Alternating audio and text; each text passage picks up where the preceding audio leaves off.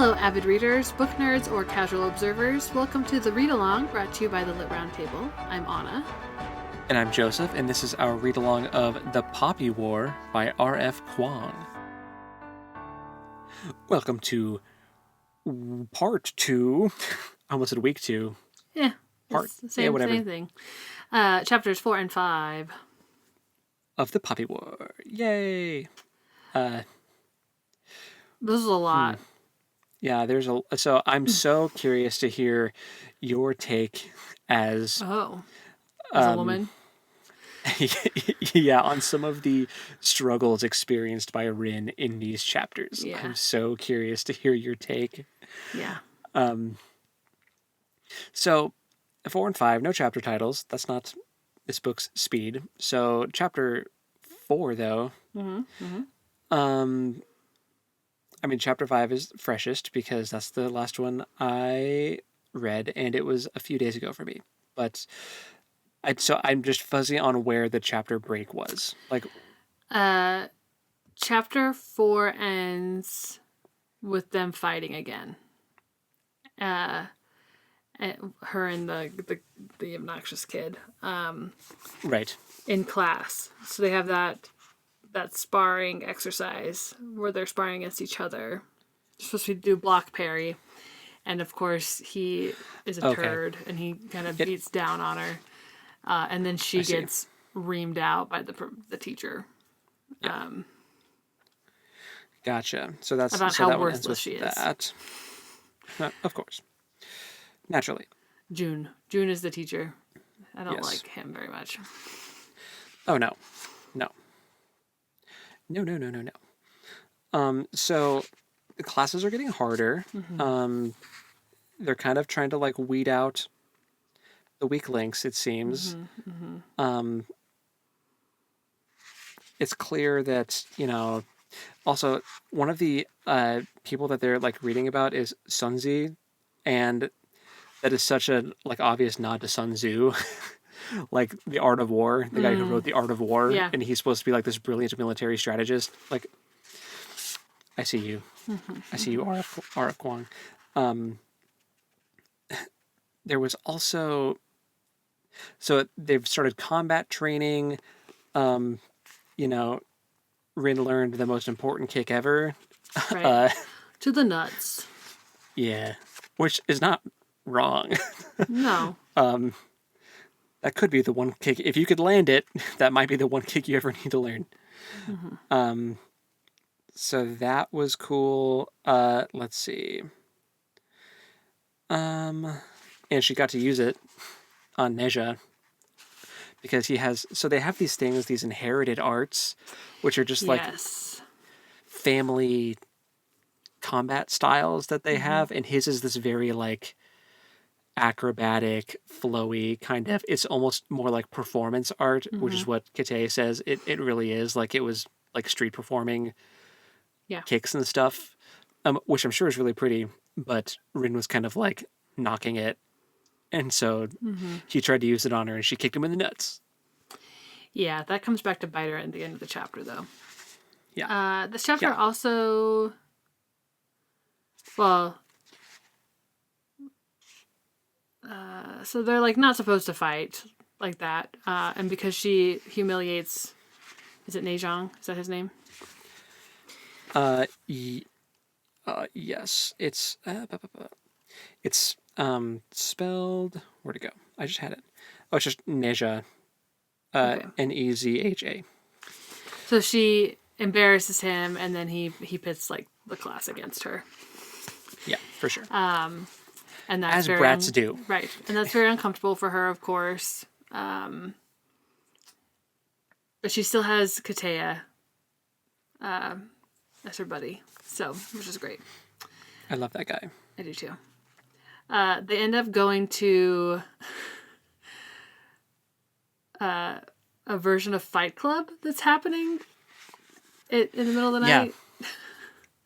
There's like these formal challenges that can be issued between students, like to duel each other. And there's this, golden boy at the school, Alton. Yes. He's been described as golden boy. Yeah. But he's actually Red Boy. Right. Red-eyed boy. Yeah, he's kind of scary. Very intense, very skilled fighter.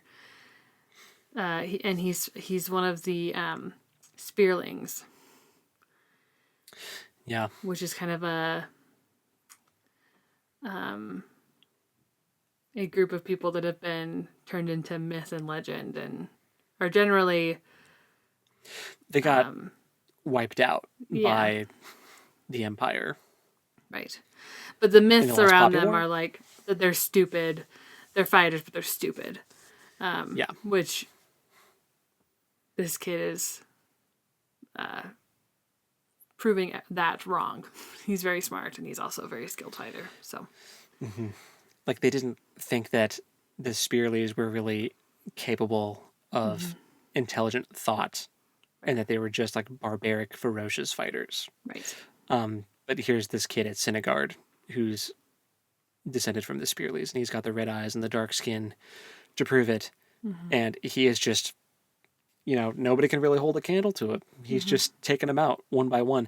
One guy comes close with his crazy tiger claw inherited art. Our name. Where was it? I thought it was a T name. Raban?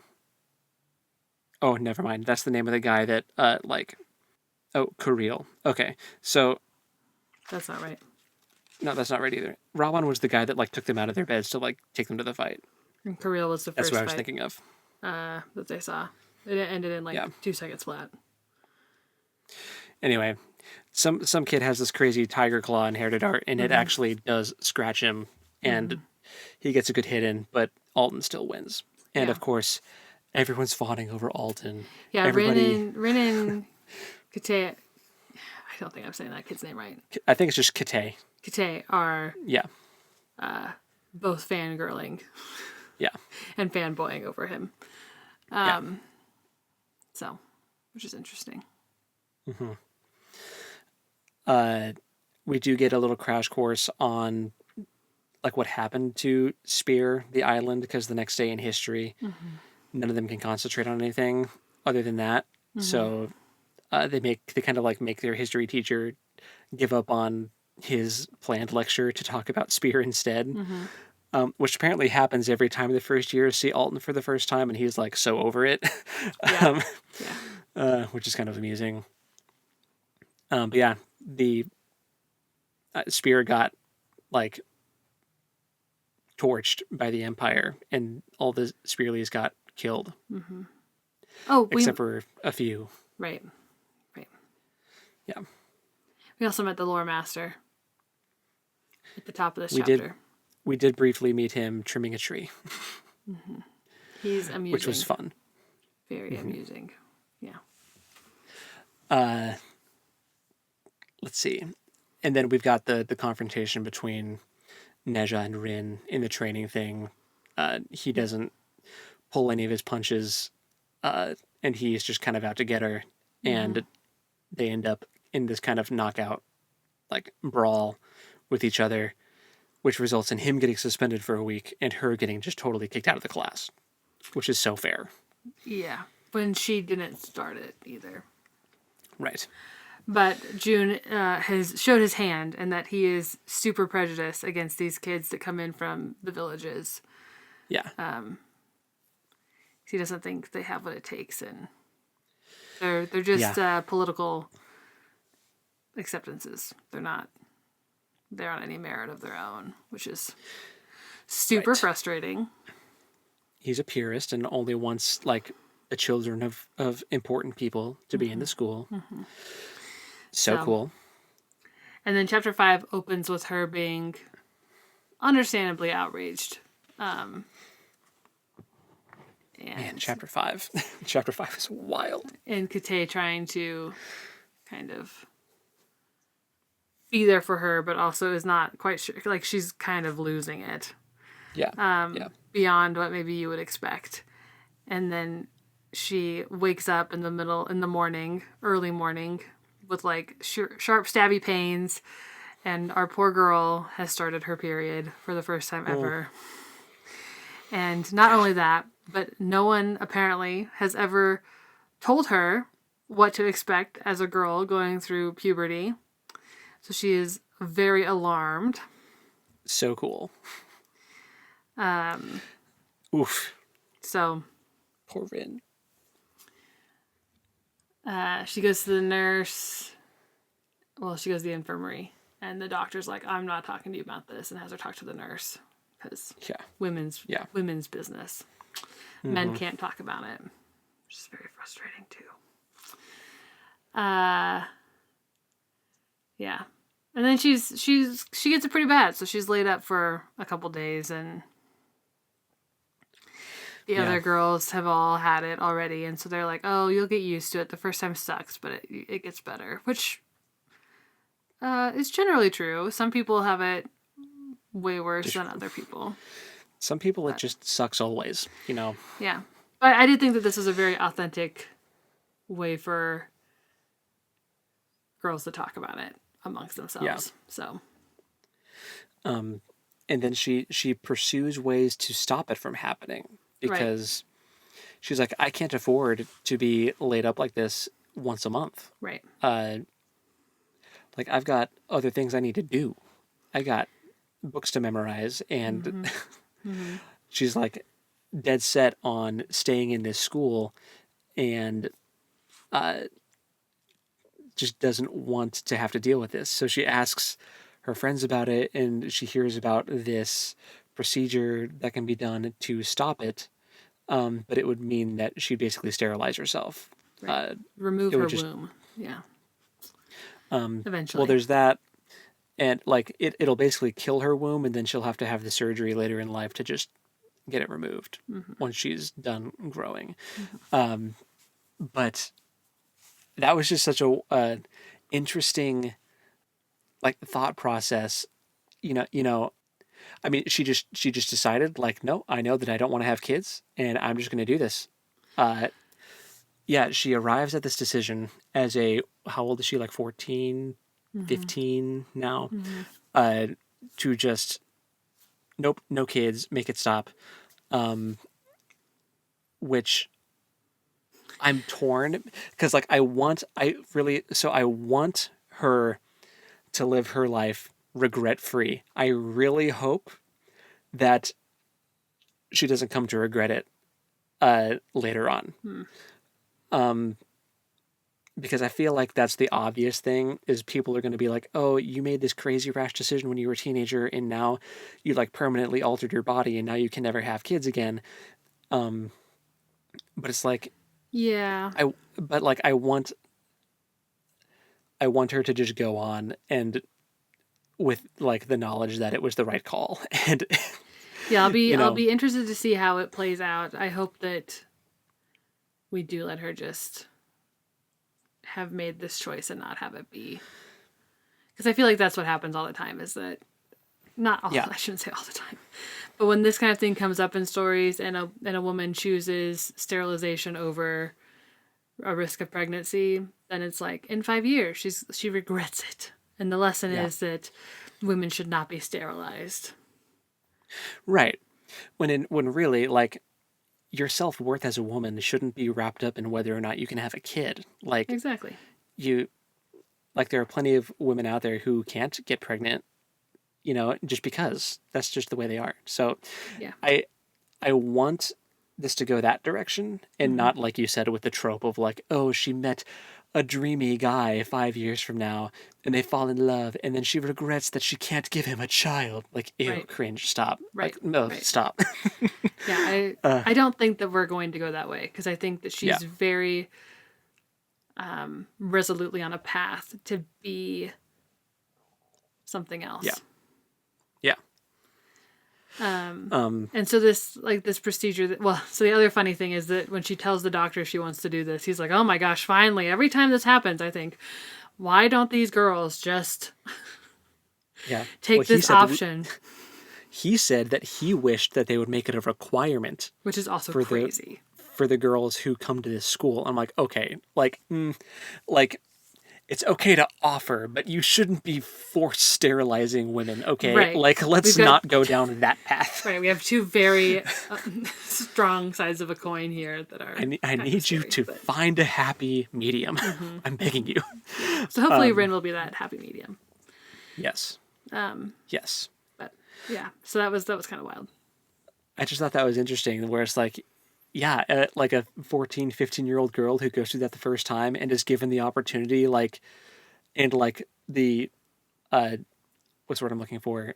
The agency to make the choice, like in that moment, like how many other 15-year-old girls would be like, nope, make it stop, I want out. Yeah, yeah. Especially if you had never been told about it before. That is a little crazy to me, that no one had ever mentioned it to her. Like at first I was like, man, this seems kind of crazy. Like she's making this decision right now. But then I remembered like, oh, she didn't even know. If I just started bleeding out of my sex organs randomly one day and experienced intense pain, and then people were like, oh, you didn't know? Yeah, that's just normal. That's just going to be your life from now on. Every month that's going to happen and it's going to suck and you're going to hate it. No, thank you. Then I understood. I was like, oh yeah, okay. Just make it stop. No, thank you. I'd rather not. Yeah. So that choice does like knock her out for a little bit. She misses a fair amount of class. And then when she gets back, she feels very behind. But our girl is a fast learner. Well, she doesn't have the healthiest habits. She has bad habits. But she is determined. And so she gets caught up. Yeah. We're kind of exploring this aspect of self-harm that I did not expect the book to go down, with burning herself in order to stay like awake. make things stick and to stay awake and to like learn things faster, which is definitely not healthy. But it's because it's something that she did to study for the test, right, to get here. But she hadn't needed to do that. And now she's in this point of like, oh, I've been slacking, I'm falling behind. I need to start doing this again. So she's going down this path of like self-harm again, which is sad to see. Yeah. But it's a result of her like environment and what she's kind of being forced to go through, in this crazy crucible. Let me be maybe controversial, but I think that is true for most people that engage in self-harm. Right. I mean, yeah, I don't really know, as someone who didn't go through that and didn't really know anyone who at least told me that they had gone through that, like maybe I'm wrong and I was friends with people who did, but I just didn't know. I've never had those conversations. So like, I don't know exactly what motivates that. Like, it's just so foreign to my brain. Sure. At least in terms of like cutting or burning or anything like that. I feel like as humans, we have many ways to harm ourselves that we kind of, cling to unknowingly. Yeah. But those are just the most obvious, like, physical harm things. Yeah. But yeah, I think in this case especially, she's just like, she's going through it, and this environment is not good for a young teenage girl to be in. No. And it's just a toxic environment that she's being forced to conform to. It's very sad. So she's, she's killed her womb and she's like hurting herself to keep up with studies and yeah, but the sad thing is though is that it's working. Right. That's the part that really sucks, because it's not like she's hit a wall yet of like, oh, this isn't sustainable. I need to like reevaluate and like be nicer to myself. No, we're not there yet. No. She's actually doing really good in school, to the point where one of the instructors is like, you might make a good strategist, or like, you might which professor is that? I don't know. The history one that was like telling them about Spear, I think is the one. And she talks about like being a people pleaser and how that's like her drug is like getting like validation from people and like getting praise from people. Oh, yeah, because this came after there was talk about Alton being an opium addict. And she was like, Right. he doesn't look like an addict. I know what addicts look like, and this isn't it. Mm-hmm. And then she describes herself later as an addict for people's approval. Yeah. She craves it. She's like desperate for it. Which makes sense when we look at where she came from. Mm-hmm. Yeah. Our girl is traumatized in For sure. many complex ways. For sure. Definitely has some sort of like PTSD, complex PTSD, and she is coping. The people pleasing is going hard right now. And when she starts, it was bizarre to see the shift in her, like when they were talking about all these scenarios, like what would you do in this scenario? What would you do in that scenario? Like she has become extremely ruthless. She's like, oh, flood the whole valley, kill everyone.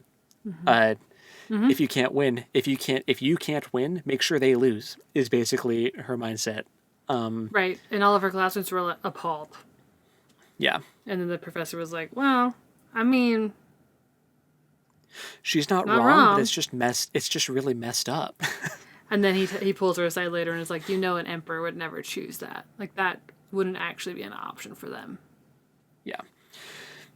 But And the sh- way you're and sh- thinking is correct. Yeah. And she's like, oh, I mistook like this sort of decision for that sort of decision, and now I can see in the bigger picture that if I had chosen to flood the valley, it would have caused civil war down the line and all this stuff. And he was like, oh, good for you for like actually figuring that out and revising your plan. You know, you'd make a great strategy apprentice. And then she's like, praise, sweet, sweet nectar. Because this is the professor that she craves approval from the most. Yeah. So She also reveals to this professor that she doesn't think she's going to pass the first wave of exams because she's been kicked out of martial arts. the martial arts, yeah. And he's like, Yeah. what? So she tells him all about it. And he's kind of annoyed that happened. But then he tells her, I'm sure you'll figure it out. And that's really all she needed to get motivated to find an alternative way to learn sparring. Yeah. So she So stole a she's- library book. Picture books, yep. If I can see it in a picture, I can duplicate it. Which is like, I'm sure to some extent kind of true, but like without someone to actually coach you or like at least a mirror to look in to make sure your like forms are correct. I don't know. It's going to be like, I'm sure she'll pick up on some really good basic things, but I'm not expecting much. Maybe she'll have just enough to skirt by. Yeah, she's also really interested in these like house specific techniques. So she does a fair amount of research on that. She's going and watching Fight Club all the time, so she's observing. Like she's doing what she can. I am certain it will be enough to get her to pass because there are three books. But Right. I think so. Okay, prediction time, because that's pretty much where it ends. She's trying to cram and like learn as much martial arts stuff through osmosis as she can. Like she's going to be fine for the written stuff. We know that she's going to be fine for that. It's the martial arts stuff that's going to be a problem. So my prediction is that it's going to go terribly. So terribly that we're going to get, because remember like in the back of the book when I was like, oh, spoilers. I think that we're going to get some kind of awakening of power during the exam that's going to push her through so that she is able to like make it and pass. oh, what if she's a spearling? Or some kind of shaman or Because something. they Like there's going to don't be all have red eyes, and there was that talk about the shaman stuff that was like there's going to taboo. be like there's some kind of mysticism floating around that people are kind of like, oh, that's like an old wives' tale. Like, oh, you're stupid. Why would you believe that? But I think that she's going to pull on some kind of power during the exam. She's going to pass because of it. All the instructors are going to be like, what? And that's when the lore master is going to come in, because I think that that's actually like his job is going to be teaching kids like her. But he hasn't had anyone come through in a very long time, probably, that has been able to use any kind of powers. So I have a feeling that that's kind of his job. But he's just been like in La La Land trimming trees, you know, Right. because he hasn't had any students to teach. So once that power is revealed, I think that the lore master is going to swoop in and take her under his wing, and she's going to become like the lore master's apprentice. Yeah. Yeah. That's my prediction for where this is going. Prediction. I love it. So we'll see. Yeah. So what's the next reading assignment? Yeah, so for next time you're going to read chapters 6 and 7. Nice. Yeah. Keep it Easy to simple. remember. Easy to remember indeed. Cool. All right, well, I guess until next time, happy reading. And we'll talk at you next time. Later.